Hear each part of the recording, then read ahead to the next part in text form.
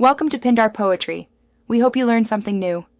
In this video, I will explain how to play Call Marriage. This engaging card game is perfect for 2 to 4 players, using a standard 32-card piquet deck.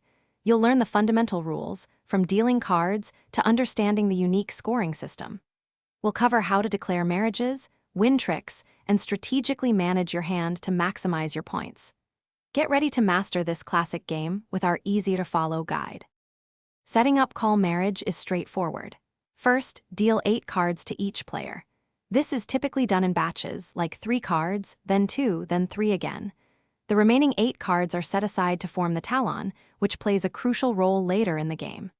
After dealing, players will engage in a bidding phase to decide the trump suit and the specific contract for that round. This initial setup lays the groundwork for strategic play. During play, players must follow suit if they can. If you don't have the suit led, you can choose to play a trump card or discard any other card.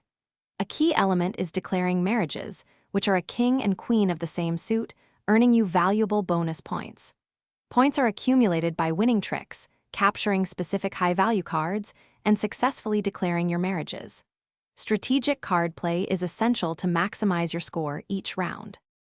To truly excel at Call Marriage, focus on advanced strategies.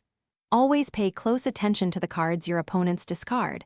This gives you clues about what high-value cards are still in play. Effective trump management is also crucial. Knowing when to play your trumps can control the game's flow and secure key tricks. Remember, practice makes perfect, so keep playing to refine your skills.